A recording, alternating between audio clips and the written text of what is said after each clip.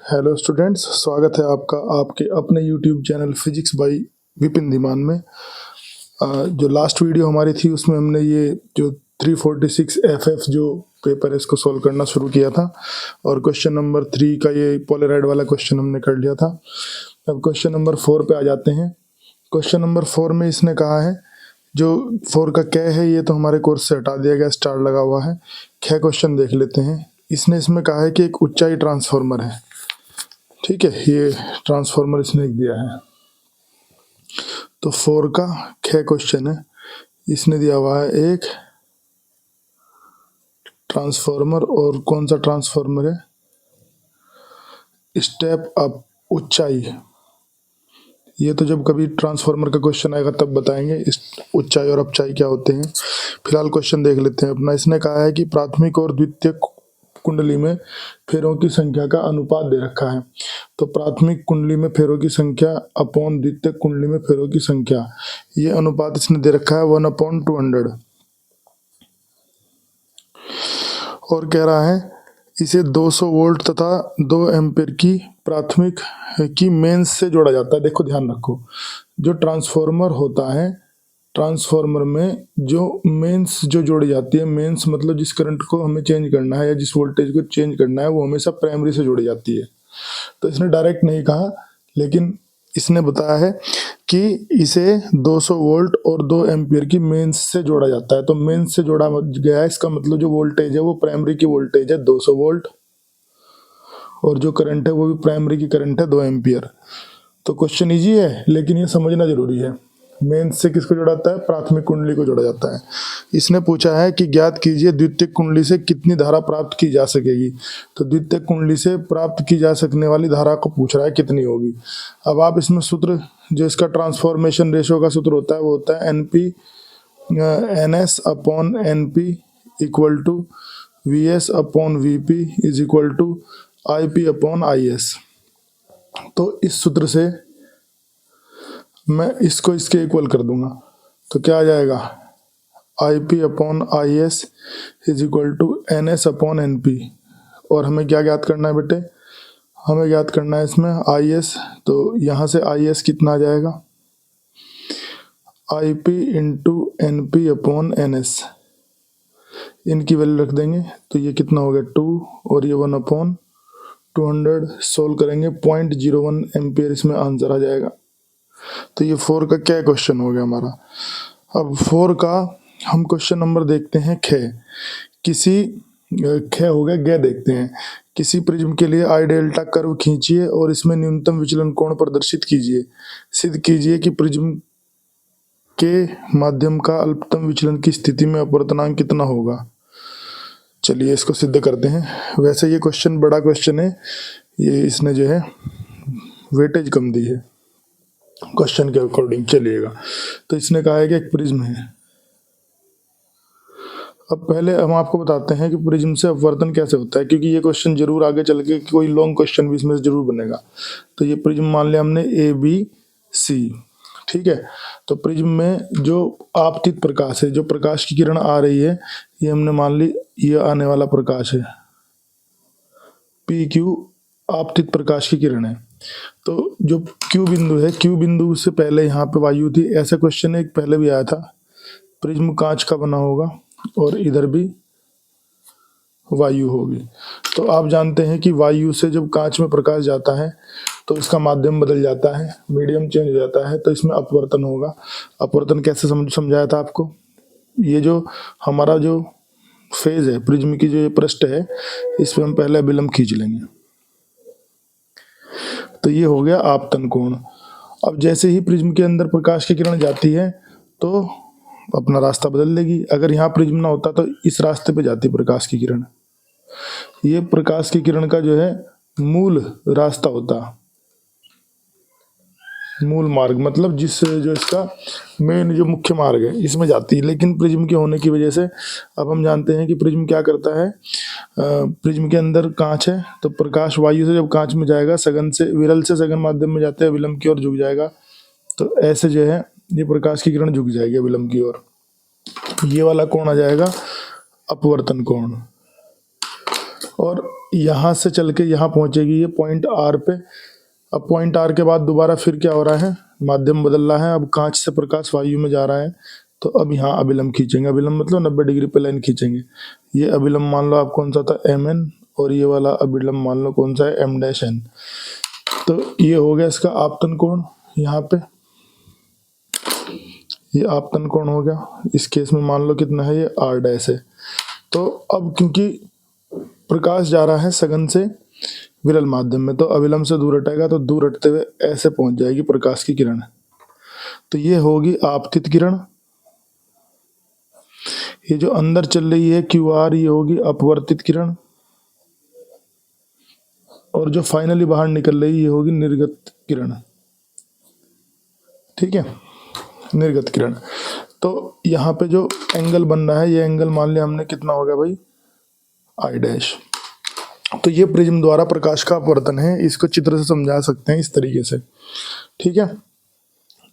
अब अगर हम ये देखना चाहते हैं कि प्रिज्म ने प्रकाश को कितना मोड़ा, तो प्रिज्म ना होता तो प्रकाश ऐसे जाता, और प्रिज्म ने ऐसे मोड़ दिया। तो अगर मैं इस लाइन को पीछे हटा दूं यहाँ से, तो यहाँ पे डी पॉइंट पे इसको कट करेगी ये। तो ये इसका जो मेन जो रास्ता था उससे इतनी मुड़ी है प्रकाश की किरण। तो ये जो एंगल आता है इसको बोलते हैं विचलन कोण। विचलन कोण। ठीक है। तो अब क्या होता है, देखो प्रिज्म के लिए हमें इस केस में दिखाना है कि आई और डेल्टा के बीच कैसा ग्राफ होता है। तो देखो प्रिज्म, ये जो चित्र है, चित्र से दिखाया गया है प्रिज्म का अपवर्तन, कैसे प्रिज्म प्रकाश का अपवर्तन करता है। तो प्रिज्म का जो विचलन कोण होता है, ये इसके प्रकाश के आपतन कोण पर निर्भर करता है। ये आपको समझना है। ठीक है। अब कैसे निर्भर करता है, प्रारंभ में आई को बढ़ाने पर डेल्टा घटता है तथा एक न्यूनतम मान प्राप्त करने के बाद आई को बढ़ाने पर डेल्टा बढ़ता है। यह न्यूनतम विचलन कोण डेल्टा एम होता है। तो अगर ग्राफ इसका खींचेंगे तो इसका ग्राफ देखो ऐसा आता है। ये प्रैक्टिकल है आप लोगों के कोर्स में। तो अगर इस साइड में मैं आई प्लॉट करूं, इस साइड में डेल्टा प्लॉट करूं, तो एक्सपेरिमेंट से ये जो ग्राफ आता है बेटा, इस तरह का आता है। देखो इस तरह का। ठीक है। कि पहले ग्राफ डेल्टा का मान पहले नीचे आ रहा है, घट रहा है, फिर एक मतलब न्यूनतम मान प्राप्त किया, फिर उसके बाद बढ़ जाता है। तो ये वाला जो एंगल है, ये वाला जिस वैल्यू, जो कम से कम वैल्यू है डेल्टा की, ये कहलाती है न्यूनतम विचलन कोण, या इसको हम अल्पतम विचलन कोण भी कहते हैं। ठीक है। ये हमारा अल्पतम विचलन कोण हो गया। और इसमें एक इंपॉर्टेंट पॉइंट ये भी है, ये याद रखना आपको, कि अल्पतम विचलन की स्थिति में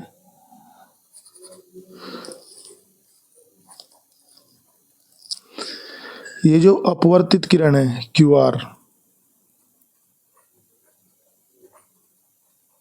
जो प्रिज्म के अंदर जा रही है, वो प्रिज्म के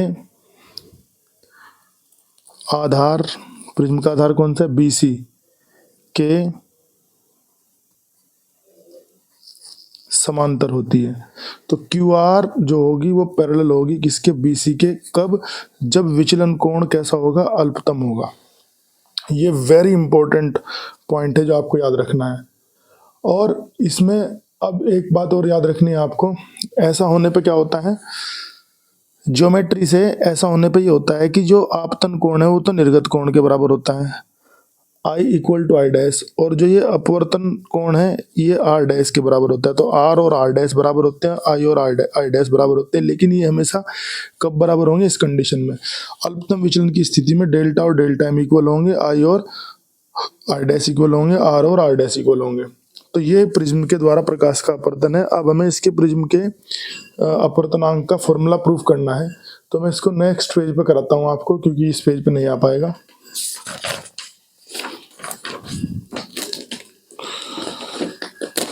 तो वही चित्र मुझे एक बार और बनाना पड़ेगा इस पेज पे, तो मैं जल्दी से वो चित्र प्लॉट कर लेता हूँ।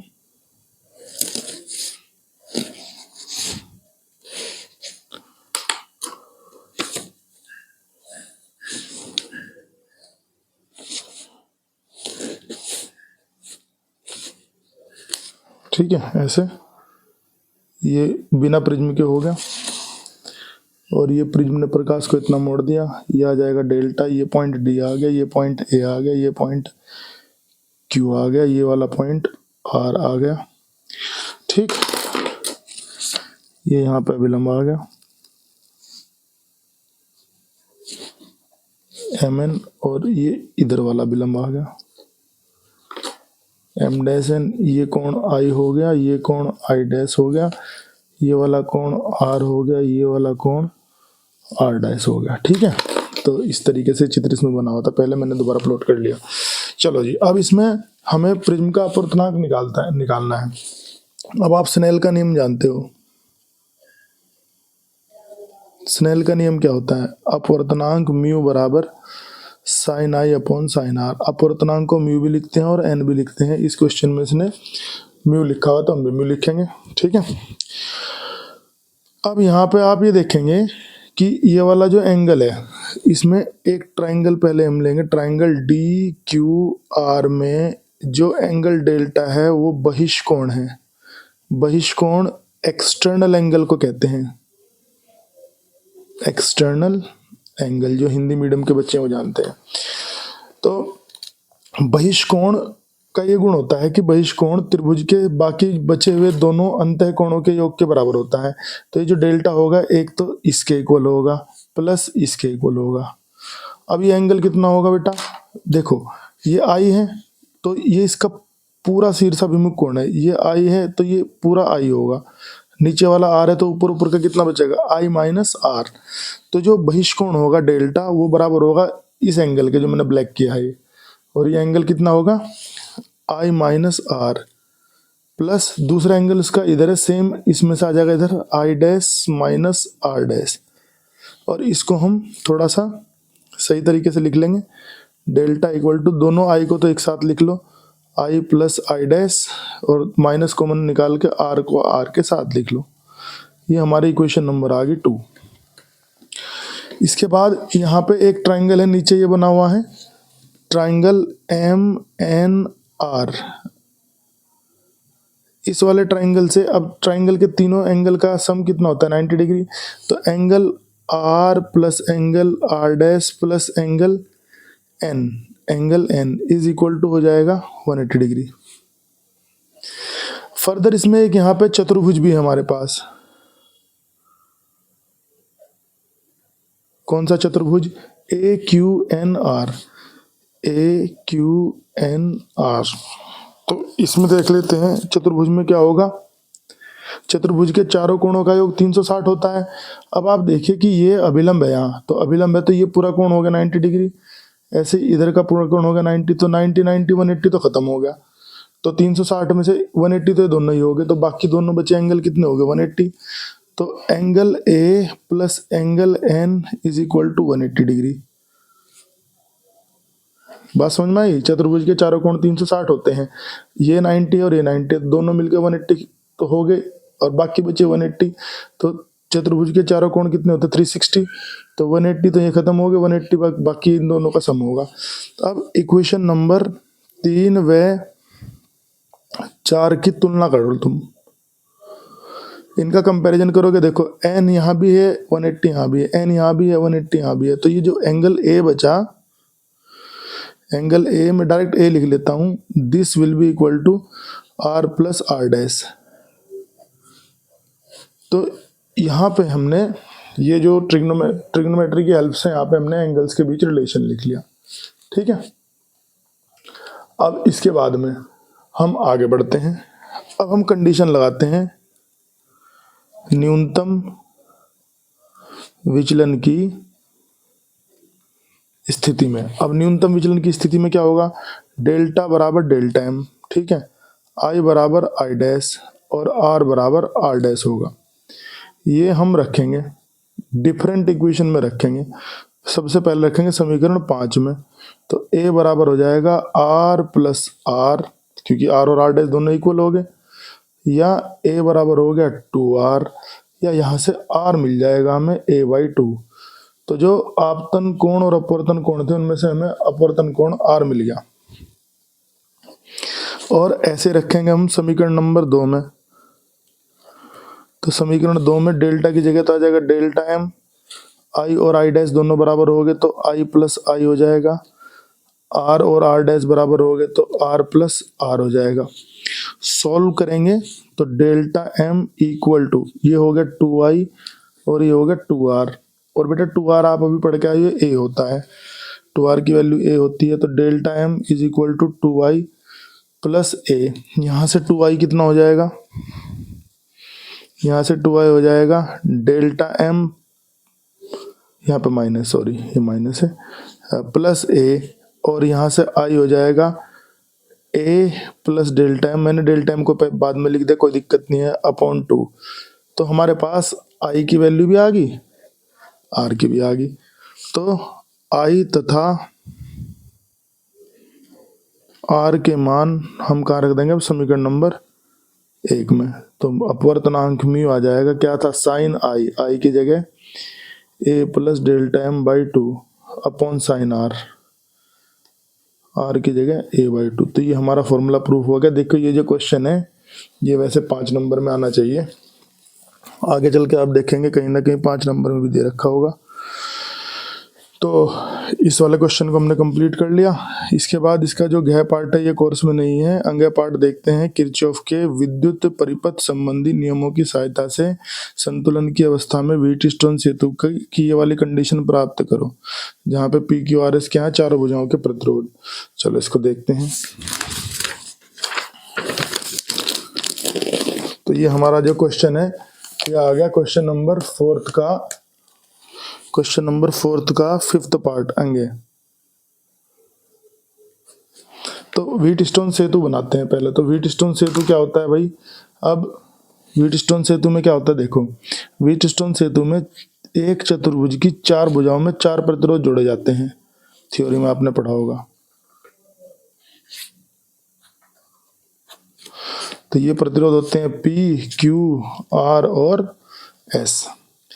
इसके एक विकर्ण में, इस वाले विकर्ण में एक गैल्वेनोमीटर जोड़ा जाता है, और दूसरे विकर्ण में यहाँ पे ये चतुर्भुज हमने कौन सा मान लिया, A, B, C, D। तो BD विकर्ण में तो डाल दिया, और AC विकर्ण में इसके क्या होता है, एक यहाँ पे सेल जोड़ा जाता है, ठीक है, और एक कुंजी भी जोड़ी जाती है, एक और कुंजी भी इसमें जोड़ी जाती है यहाँ पे, ठीक है, यहाँ पे भी एक कुंजी होती है। तो ऐसे होता है, ये व्हीटस्टोन सेतु का चित्र है। कोई पूछे व्हीटस्टोन सेतु तो ये है।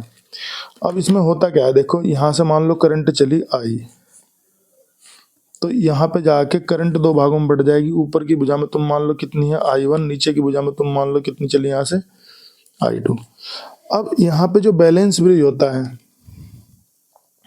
बैलेंस ब्रिज या संतुलन की अवस्था,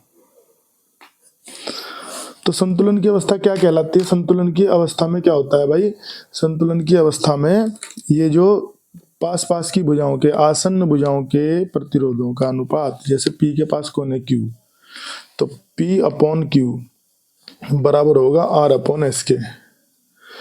या तुम अगर इस R को इधर ले आओ तो इसको ऐसे भी लिख सकते हो, दोनों तरीके से लिखा जा सकता है, P upon Q equal to R upon S या P upon R equal to Q upon S।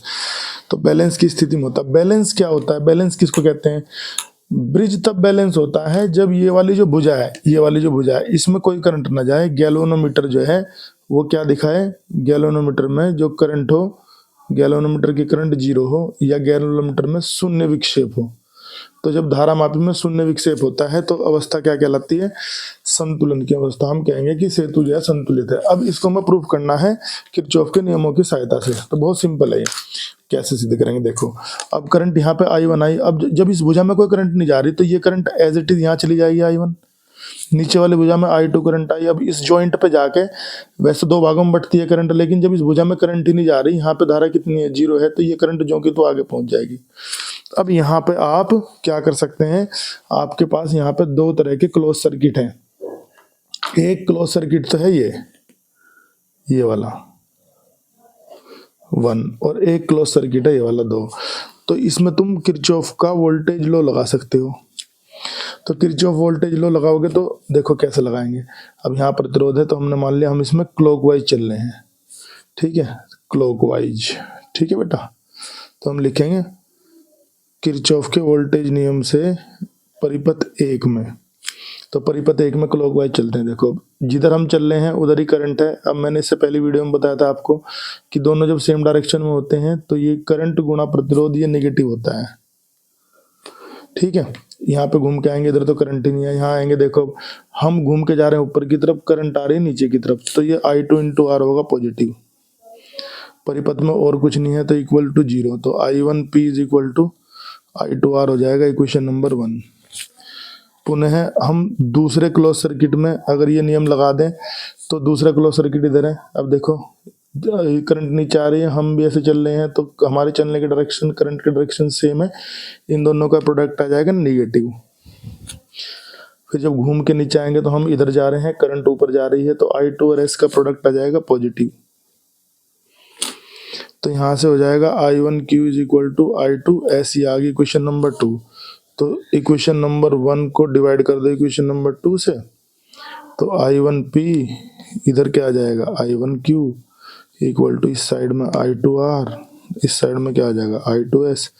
I2 से I2, I1 से I1 कैंसिल होगा, तो P upon Q equal to R upon S। तो इस तरह से किरचॉफ के रूल्स का यूज करके हम इसमें जो बैलेंस ब्रिज की कंडीशन है उसको प्रूव कर सकते हैं। तो ये हमारा जो क्वेश्चन नंबर 4 था ये कंप्लीट हो जाएगा। इसके बाद हम क्वेश्चन नंबर 5 करेंगे इससे नेक्स्ट वीडियो में।